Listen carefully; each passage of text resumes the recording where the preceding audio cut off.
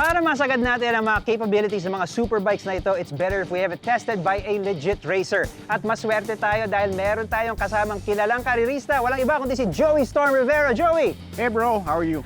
Thank you for your time, brother. Thanks for being here. Joey, It's an honor to be here. Man. magpakilala ka naman. How did you get into riding? How long has it been? Well, I started riding way back 2003 Okay. and nagsimula ako, maliit na motor din.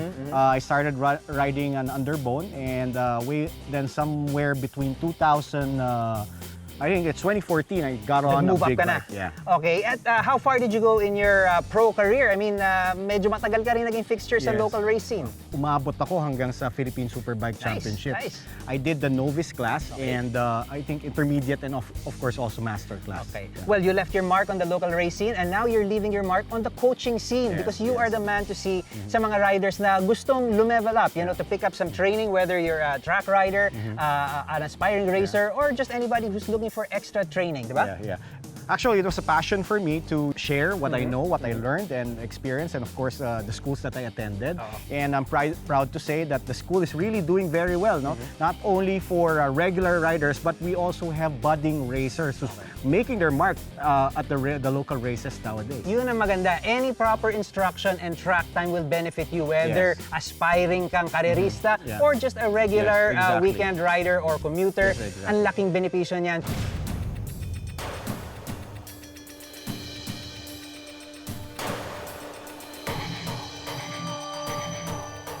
Everything's dangerous as long as you don't know exactly what you're doing, but as long as you've trained for it, prepared for it, the danger factor of it would really scale down. Funny enough, during our time, there was not really any riding schools, so we really had to figure out how to turn, kanya-kanyang aral, paano mag-banking, no? And I only got to train on formal racing schools or riding schools when I retired from actually racing. Right now, of course, the system that we do on our training is we explain and make riders understand how our technique works, how the bike responds to each rider input they do, so that they trust the technique. Kasi if you understand how it works, definitely you will trust the technique and you will apply it.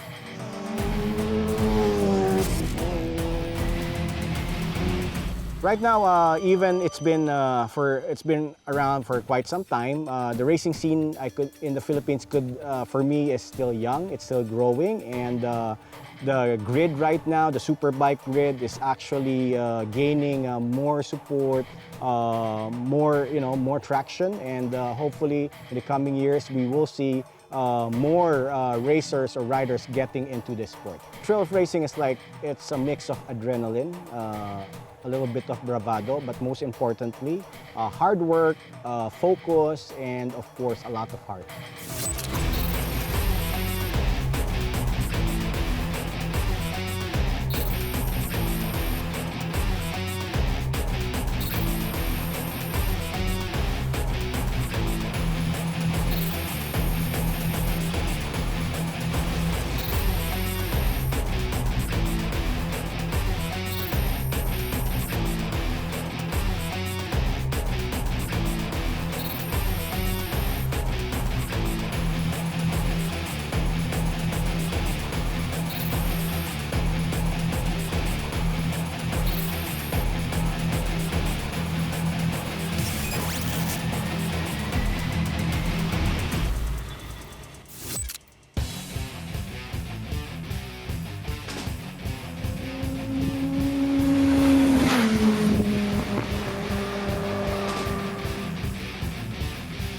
This is the Suzuki GSXR-1000R, ang baddest bike sa Gixxer lineup ng Suzuki. Ito raw ang fastest production bike on the planet right now in terms of acceleration. Sa isang test kasi, kinuha ng motor na ito ang 0 to 100 km per hour in just 2.35 seconds. Meron siyang 1000cc engine na kayang maglabas ng 199 horsepower at 13,000 RPM at torque na umaabot sa 87 foot-pounds at 10,800 RPM. Pagsakay mo pa lang dito sa GSXR-1000 o Gixxer, ramdam mo kaagad ang difference niya sa Ninja. This is a lighter bike that carries its weight well. It has more compact dimensions with a slimmer frame and body. It handles very well on the straights and the corners.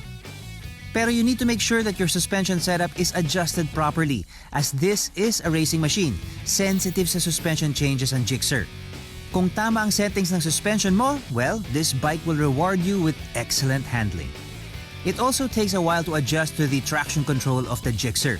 You can feel the ECU or engine control unit cutting power when the rear wheel is not hooking up to the road surface. Kaya dapat tama rin ang adjustment mo sa traction control. You can also feel the torque that this bike can give, ang lakas ng hatak niya. It can give you massive acceleration when you put its settings to the max. Another very good feature of the Gixxer is the clutchless quick shifter that works in both upshifts and downshifts. Very useful ang quick shifter sa karera dahil hindi mo na kailangan pigain ang clutch at bitawan ang throttle para makapag-shift sa higher gears.